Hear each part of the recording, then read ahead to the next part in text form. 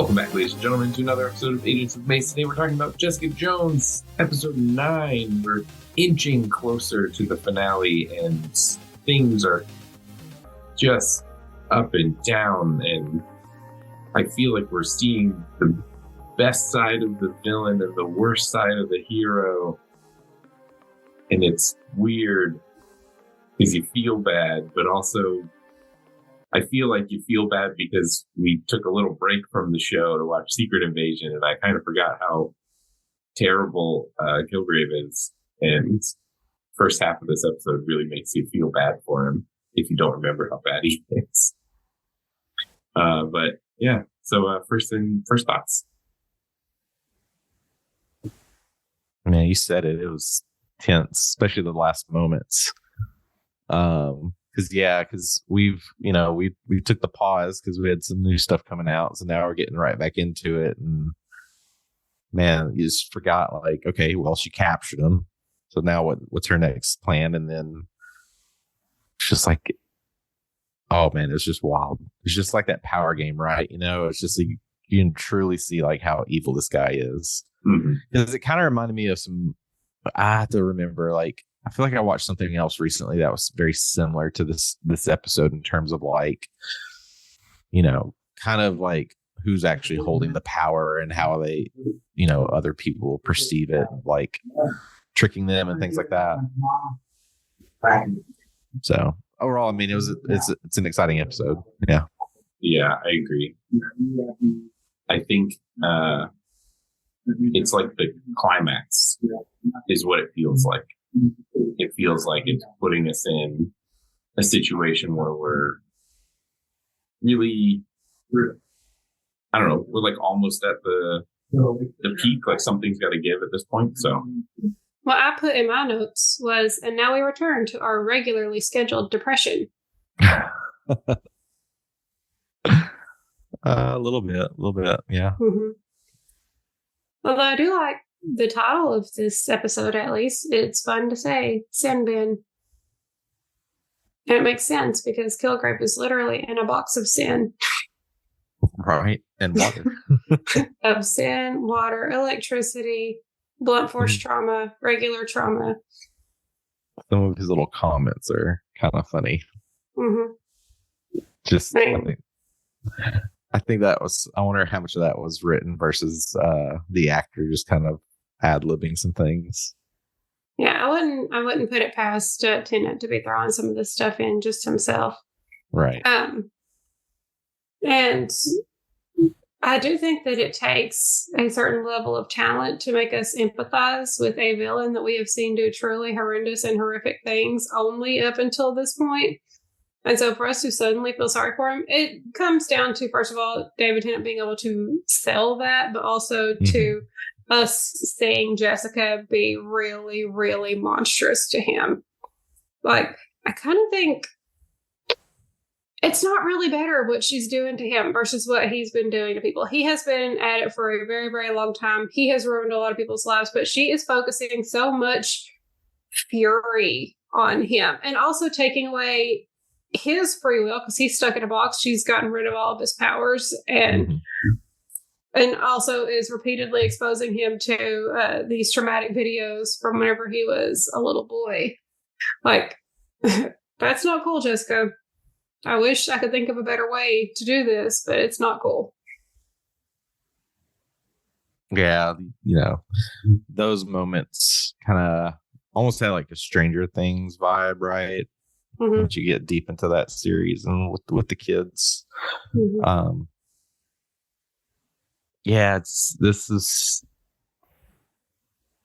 Jessica is like, I think in this episode, she's just so lost in her motives. She's not thinking straight of, like, you know, Kilgrave's smart enough to know exactly what Jessica's trying to do. And it's like instantly he's going to know how to play this against her and make it look really bad to get him free. Because that's, you know, his objective now is, how do I break out of here and get away as fast as I can? Well, on your note of kind of the kids and that whole situation, I don't remember there being much more of an explanation for that. um, than we kind of already have, which is just like, yeah, they were doing experiments on kids. But I feel like we could almost make the connection now, having seen like New Mutants. It has this sort of like, oh, are they finding mutants and doing tests on them to figure out their abilities, or are they like taking children and trying to like force mutant abilities on them? And for me, it solidifies the mutant theory in this episode because we also get sort of a reference, I guess, to Nuke with the pills.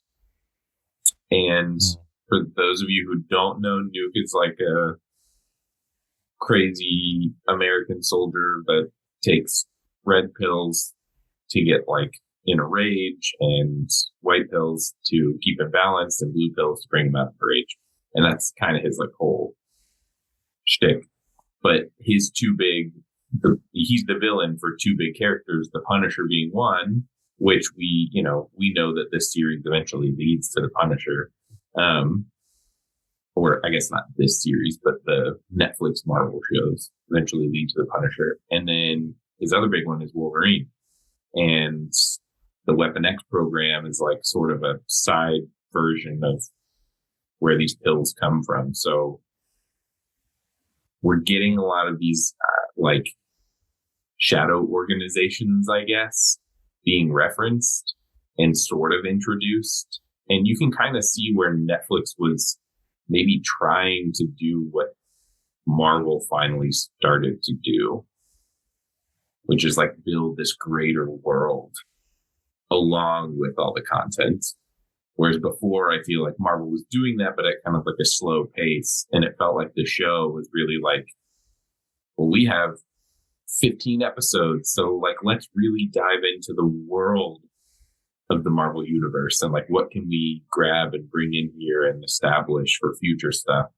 And it does kind of stink thinking about it now, like we won't ever really get probably that much time and effort put into it. I think now you can kind of see where they like ramped up, and then everyone was like, hey, all of this isn't great. And so now they're slowing down again a little bit, but it still kind of seems all over the place in the like greater Marvel universe. Whereas like watching Jessica Jones just reminded me how like, oh, like everything ties together. Like stuff that happens in Jessica Jones, ties into Daredevil. It ties into Luke Cage. I don't know that any of them really tie in Iron Fist. That's sort of like the Outlander or outlier. But all of them kind of are related to each other, and you can tell they're in the same world, and they really did a good job of like building the universe that all of this exists in. Mm-hmm. And I think that like this episode is like a good point for that, which is like here's this organization that took kids and performed experiments on them, and Kilgrave is the result of those. So who else is out there? Like what other abilities could these kids have? Yeah, I see someone read someone, this could have linked to like Luke Cage. Someone hinted at like could they have brought in like a Jessica Drew or someone like that? Like they could have like this could have opened up the door to tons of series. Yeah. All linked to one, which is crazy. It's, so and cool, I think that's what they were like trying so hard to do. And it, I know that when the shows were out, I feel like they got a lot of flack from people, but I liked them. I thought they were great. I still think they're good. Rewatching it, you're like, wow, this is such like a different tone, obviously, than the Marvel stuff we get now. But I mean, this is the 10th episode, like we've said, but there's also like one moment, and we're kind of jumping around here, but there's a moment near the end with Hogarth that's like, oh, I didn't realize they were going to put that in. Yeah. So yeah, these series are wild. Like, It's also interesting how many different stories are being told at once. Yeah, I feel like in the shows now, we follow pretty much like one or two people, and that's about it. Everyone else is just like a side character in that. This, I feel like we have the cop story. Like he basically has his own storyline now. You know, he was just an intro character, whatever. Now he has like his whole own thing going on. Then we have Jessica. Then we have Hope. Then we have Hogar. Then we have Betsy. What's her name? Jessica's friend. Trish? Yeah, Trish. Patsy. That's it. That's what I was trying to think. But like all of them have their own things going on. And it's taking the time to like show us all of their own things. And while, yeah, everything is tied together, it's still like, oh, we're going to get, okay, now it's this person's story. Oh, now it's this person's story. And if I remember of all of these series, I feel like Jessica Jones and Deadpool were the two, or Daredevil were the two that did that the most, where it was like, we're spending chunks of an episode on somebody else that's not Jessica Jones. So, you know, this episode was a little bit more Jessica Jones was there all the time, but it made sense because we've watched all that stuff leading up to this. So we know who all the characters are. We know what they're going through. And then we kind of see the breaking point that Jessica reaches in this episode where it's like, you know, they're basically like, she's not going to kill him. And then very quickly it becomes, she might actually kill him. Maybe we should cool things off for a minute. I still don't really understand the science behind this room and how it was built and how it was put in there and how this building seems to be pretty easy to get into because people just come and go. But also it's not easy to get into because no one else is there. Yeah. It's like, why does this room exist outside of this one singular purpose? Exactly. Yeah. This is like they brought in Joe to build this. Yeah. Question of the day, if anyone gets that reference, what series is that from? The fact that the room is hermetically sealed does indicate that Kilgrave's thing is a pheromone based control. And Jessica points out that his powers don't work through a microphone. So the fact that the room is like soundproof and she communicates with him over a mic, that does kind of help clarify what some of the limits of his powers are. But it's also still confusing to me. Yeah. Comes to the point you made, Drew. Like, I think when it just felt like we kind of got the same story on characters, like especially with Hogarth. We already know what's going on, yet they have to explain it yet again. And I get the whole point is probably because Kilgrave may not know what's going on with this character, so it's kind of has to be stated. So, like, if he were to figure that out, he could do something to his favor. But it's I don't know. It's just we already know. Like, we don't need to know again. There are a lot of like repeat stuff. And again, like it's been a long time since I watched the whole series. So I don't really remember what happens, but I feel like they're leading us down that direction, right? Like they keep showing us this one particular part of this one person's story so that eventually we'll get a payoff. Like, you know, is that going to be resolved? Is that going to be used against her by Kilgrave? I mean, I do want to, like, when they were explaining it and Jessica mentioned that it was hermetically sealed, my first thought too was like, oh, okay, so they do explain that it's his pheromone based. But then the fact that his stuff doesn't work through the microphone made me then think, so wait, is it just his voice based?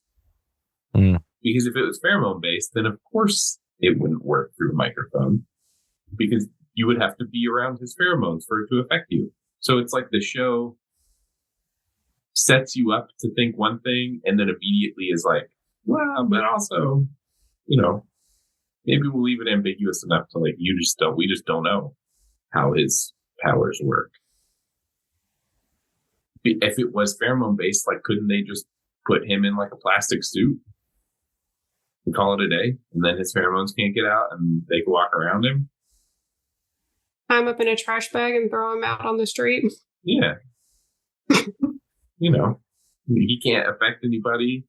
Or put him in like a spacesuit. I don't know. I feel like there's other ways to do it than put him in an entire flooded room with an electric floor in an abandoned building. The electric floor is especially not necessary to the just making it so he can't use his powers. That is purely there so that Jessica can shock him sometimes. Mm-hmm. Yes. She says that it like stops him, but unless you're in there with him, there's nothing he can do. Right. And if you were in there with them, like we see in the episode, the electric floor is kind of a setback because it's going to shock you too. So why wouldn't they just put like a collar on him or something? I don't know. Yeah. And at one point, it does very much look like Jessica's about to kill him. But then I think it's Trish shocks them both so they both can't use their powers on each other. So yeah, it definitely affects Jessica too. And she knows it will because she says so going in. She's like, this will stop both of us, you know, in case things get a little hairy in there. She's like, I won't kill him, but maybe. It's also interesting. Yeah. I mean, that's just her whole tone. She's, you know, like, she's got to use everything in her power to, like, not kill this guy. Right. And, like, I get that Hope is her, like, I mean, very on the nose, right? Hope, her being named Hope, it's like Jessica's one hope for resolving this whole story is to get Hope out of prison by exonerating her and putting Kilgrave in prison. But at the same time, it's like, kind of seems like, I mean, Trish has a point, right? And she's like, what if we just locked him up and then just left and never came back? Like, I mean, Up can take that plea deal. You can just leave him in his little sin bin. Yeah, and then they just don't ever have to worry about him again. Although I guess everyone knows where this building is, so maybe they do. I don't know, but I don't know. It's a weird moral line that they have to ride with. You know, how do we deal with Kilgrave, especially because, again, in this episode, it's like they keep throwing people at him and then he just ends up killing them. Or, well, I guess having them kill themselves. Mm-hmm. And it's like, why do you keep doing this? Like, just stop letting people go in there. Like, did they really think that his mom with the pair of scissors was going to kill him? I mean, to be like fair, a real bad plan. Did they know the mama was bringing in the scissors? Maybe not, but if not, they should. I mean, because they don't like make him walk through a metal detector or something.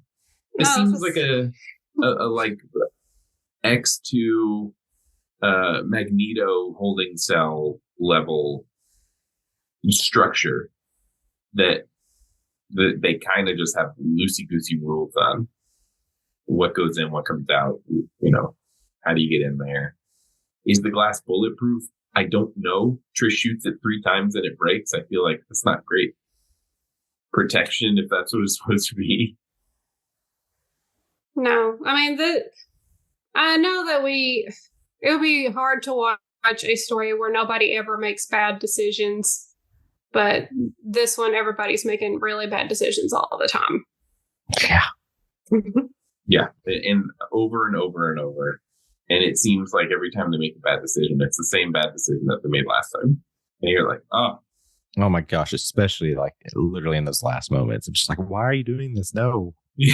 What is your thought process here? Like, you know, bad things are about to happen. Yep. I just,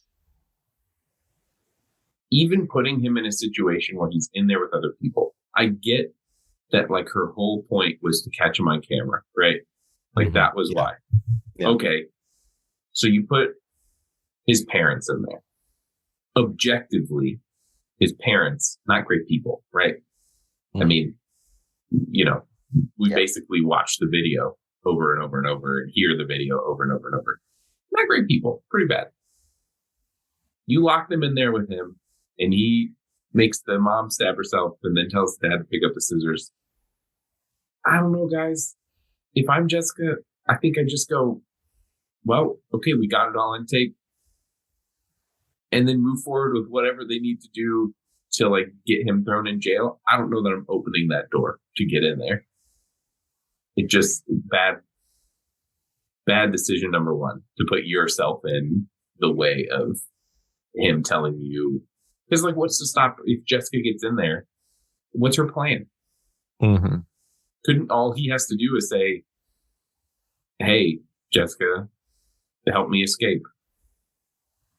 Which is weird that he doesn't do that.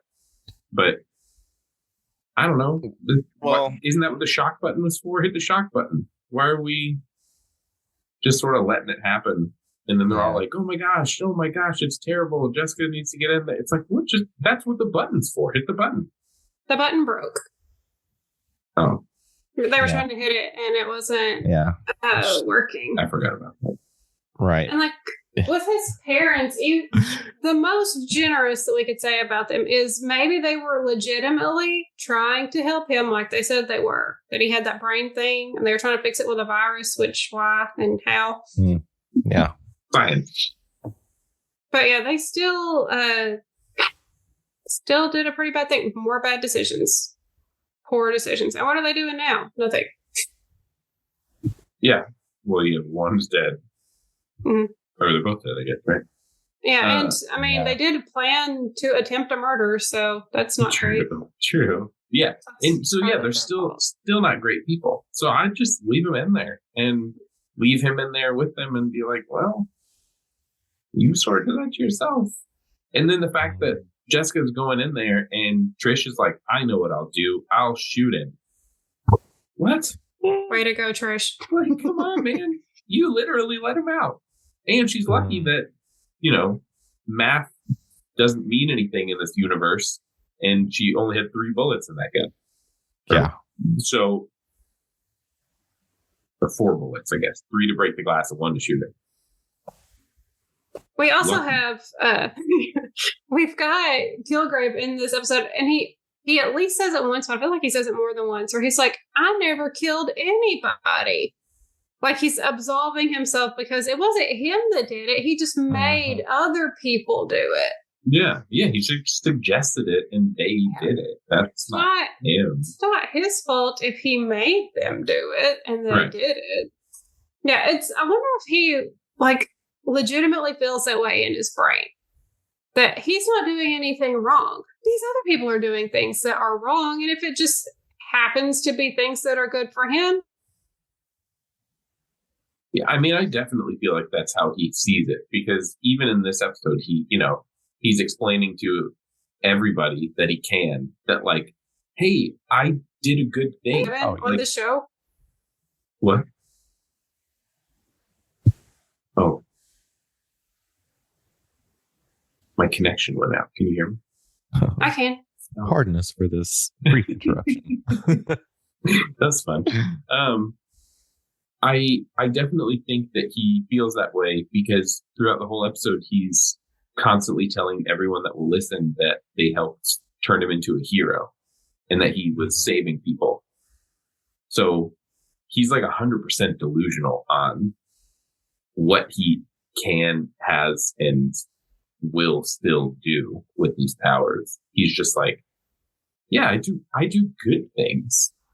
And, if somebody else does the bad thing that I suggest, like, that's not on me. I didn't do it. Mm-hmm.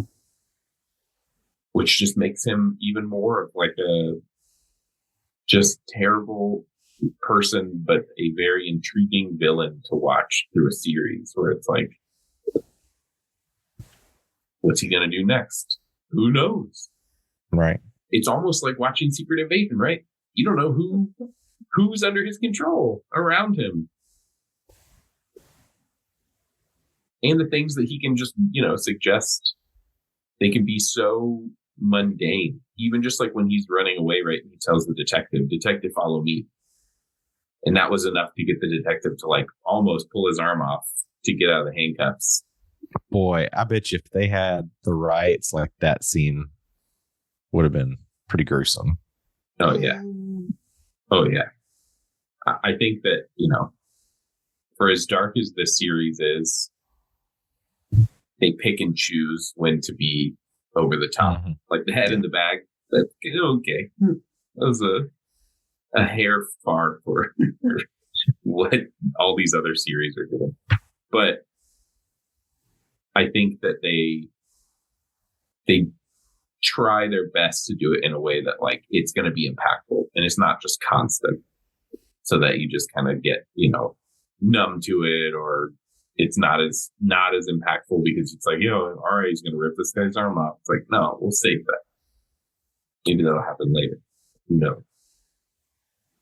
But I'm excited to continue. I think we are finally at the like tipping point for everybody. This seems like we're teetering on the edge of like full on superhero fight, or something's got to give in the next couple episodes. Because if I remember correctly, for these series, it's usually like the last 2 episodes that kind of like resolves everyone's stories. Mm-hmm. But the overall action plot of it kind of a couple episodes before that. So I feel like we're at that point. 4 episodes left, so.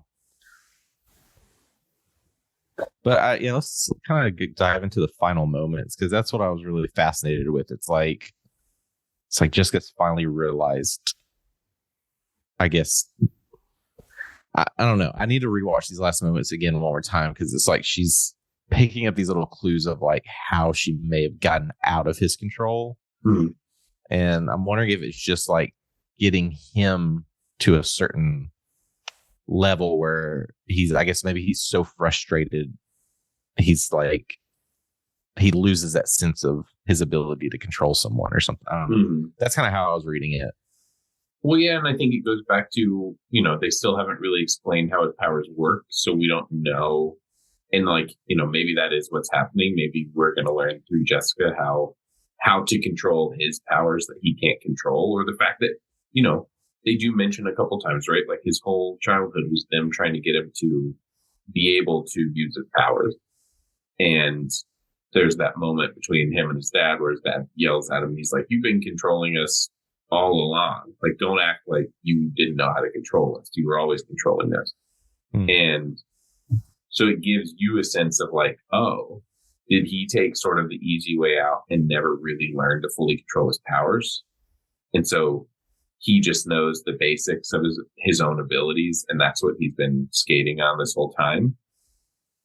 And maybe Jessica's uncovering sort of like the extent of his powers, or a workaround, like you said, like if I get him flustered enough, then he loses the ability to control. Mm-hmm. Or if he tells 10 people what to do and an 11th person walks in, he's not able to control that 11th person. So it is interesting. And I mean, I don't know. Maybe I wasn't paying attention the first time I watched it, and I just miss when they explain things like this. But I'm genuinely excited to be like, oh, are they going to explain it? Because I don't remember them explaining it, but I'll be very excited if they do, because I think for me, that's like the only weak point in this series, is that people have powers. We kind of know what their powers do, but they never really explain how they work. But maybe they do. Well, to me, what it looked like was not that she had figured out that there is some time whenever Kilgrave loses control. It looks like to me she's discovered that she's had moments where she was able to resist him. And so I thought that the power was something in her, not anything that's lacking in Kilgrave. And it could just be that she has been under his control so many times that it's starting to lose its effect on her. And so that she might be able to resist him. Or maybe it has something to do with the powers that she already has, that she is not as susceptible to them as other people. He can still control her, but there's a breaking point. Maybe. Yeah. I go back, gotta go back to the comics. And in the comics, there's a moment where, to avoid being controlled by him, they literally stuff tissue paper in their nose so that they can't inhale his pheromones. And so it makes me think like, oh, so is this maybe like whenever she's able to resist him, maybe she just has allergies and like it doesn't affect her as much? You know, could that be it's as simple as that? All you got to do is plug your nose and then you're good. He can't control you. If this was post-pandemic times, would they just put on a mask and be like, well, we're done? Exactly, yeah. And then he can't do anything. So I don't know. Because even thinking the like auditory side of it, like, okay, let's say that pheromones can affect you, but you plug your ears. How does that work? I got noise canceling headphones now. Yeah. Have you, really quick, this is sort of a tangent, but have you seen the noise canceling headphones that add noise back in? No. Yeah. But people were getting hit by cars with the noise canceling headphones. So they made a noise canceling headphone that it has a microphone and it will filter out. So you're literally listening to outside one section. Yeah.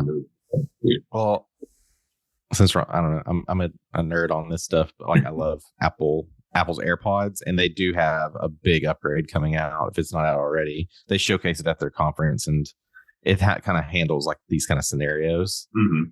It's pretty cool what they did. But yeah, it's wild. I like the tech stuff. I just thought it was funny when I heard about it. I was like, wait, so a noise canceling headphone that records the sound around you and plays it back to you instead of just not having noise canceling headphones? Anyway, back to Jessica Jones. Yeah, I'm hoping that we'll understand a little bit more about what Jessica has discovered as far as like how to resist. And is it something that she can pass on to other people? You know, can she teach other people how to resist? So then it renders him sort of useless or controlless. Or is it something, like you said, Elisa, something that's tied to her power maybe? And so she just happens to be the one that can resist him, which in that case, then we're back to, okay, we'll put him in that hermetically sealed box and lock the doors and walk away. Hopefully we'll find out. Well, do you guys have any final thoughts on this episode?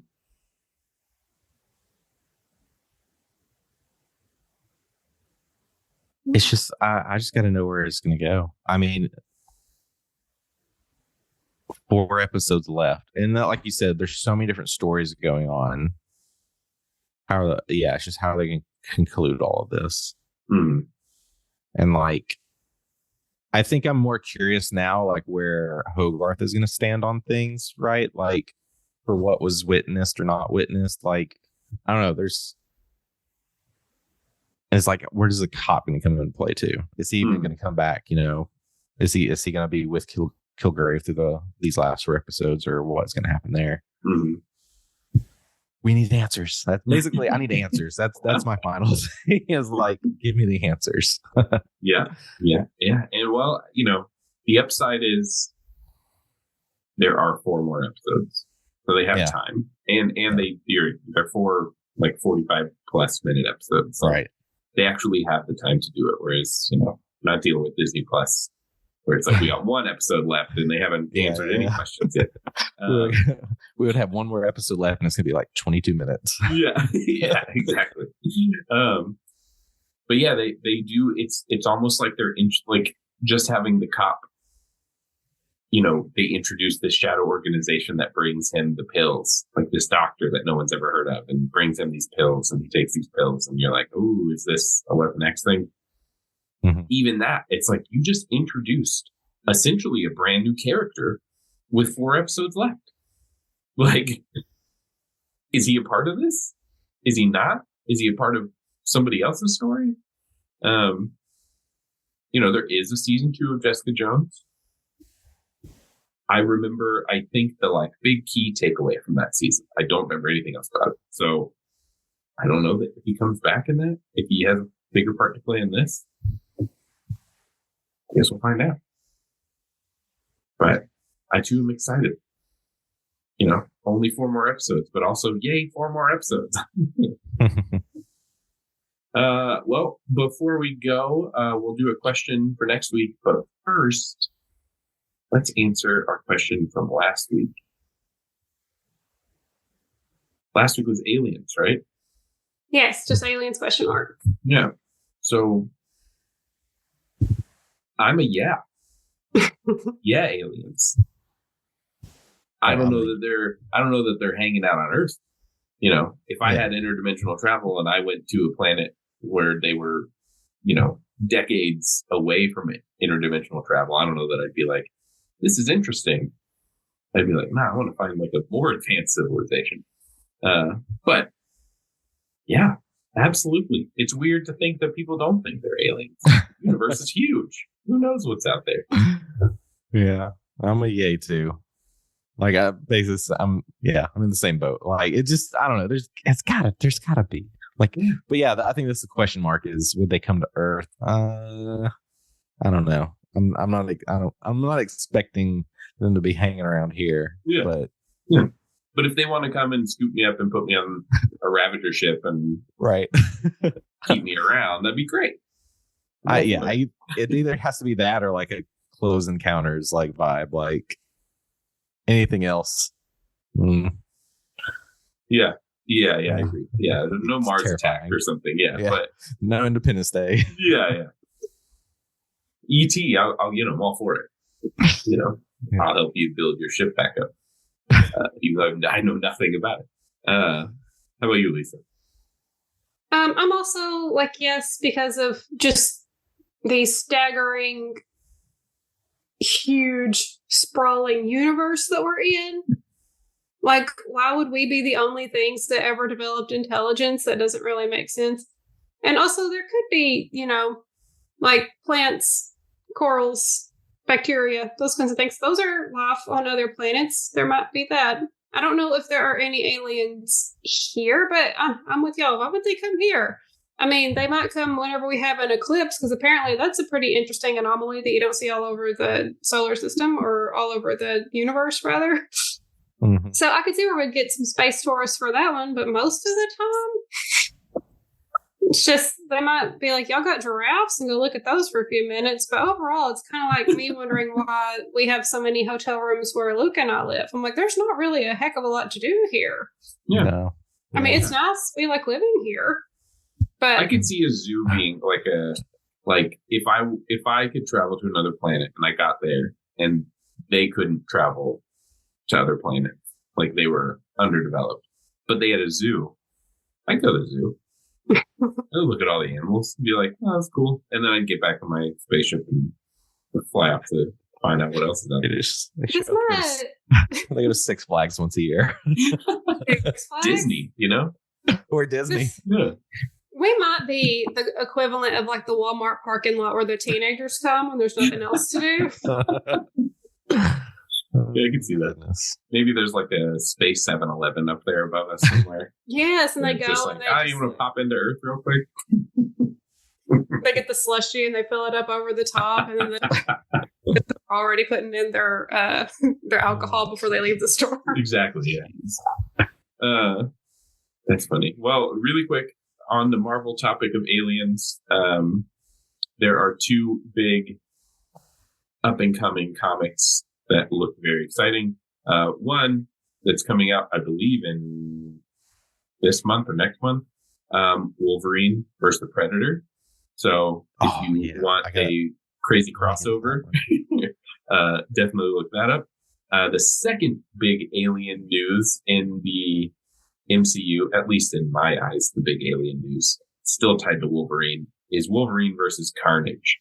I think it's going to be a new series coming out, I believe, next year. But apparently there will be potential for a big villain or some sort of spin-off with a lot of Wolverine-based symbiotes. So kind of cool. We'll see. Whenever that pops out, I'll definitely grab it and read it and let you all know if it's worth it. But for a question for next week. I guess sticking with Jessica Jones, my question would be, what do you do? If you have Kilgrave locked in this room, what do? Do you continue to try to get him to exonerate Hope? Or do you just leave him in there? Or do you let him out, be his friend, and take him on superhero adventures with you? I don't know. What do you do? That'll be our question for next week. It's a good one. Yeah, incorrect. But definitely join us next week. We'll continue our watch through of Jessica Jones, and also keep an eye out because we have lots of other things that we want to watch and talk about in the past Marvel universe. I don't even know what to call it. The Marvel multiverse of old dead content. But look forward to that as well in the future. I'd also say if you're one of the few that have not watched Guardians of the Galaxy 3, it is now streaming on Disney Plus. Yes. Go watch that, and then you can go listen to our episode. And go watch the Loki season 2 trailer that we finally got. Oh, yes. Yes. Watch it over and over and over. Okay. I love what they did with that trailer. I feel like that was really smart, especially with oh my goodness, what is his name? Ki Huan. Mm-hmm. Yeah, like having him like right at the beginning and like such a crucial part of the trailer. Like I can't wait. With him in this role, I want to know if there will be any nod or crossover mention to everything everywhere all at once. Because it seems like but it seems like, and they owe him, right? Yeah. I went and saw Indy in the theaters, and I was so excited for him to come back because I was like, there's no way they didn't get him. He just won all these awards for this movie that won all these awards. For sure they get him to come back. Never. I even sat through all the credits thinking like maybe it'll be an end credit scene or something. No, nothing. So yeah, give him. I hope his role is big and it's not just like he's the data librarian or something. Yeah, if that's all we see, I'll be mad. But anyway, I can't wait for Loki season 2. Can't wait. I need to rewatch Loki season 1. Oh, and that's a whole other topic we could dive into as well as like with Jonathan Majors, because you see him in the trailer, so what's going to happen there. Yeah, I'm interested too. I saw something the other day that mentioned his return as Kang. So it sounds like they're keeping him on as Kang. And I don't know if they'll change maybe how they have things laid out for the future or if they're just going to keep everything the same. So I guess we'll slowly find out. Maybe they're just hoping that everything will be okay. I saw that the charge that was against him was dropped. So maybe they're like, okay, that's it, bro. That's all. And even though it should not be all, feels like there's more there that we need to poke around in, but I thought he still had a court case coming up. Maybe. It's hard to keep track of all of the people being dirtbags in Hollywood today. Yeah. Well, on a happy note, go watch Guardians of the Galaxy 3. I guess it's not happy, but it's a good movie, so go watch that. There's some funny stuff in it. And we'll see you all next week. Bye.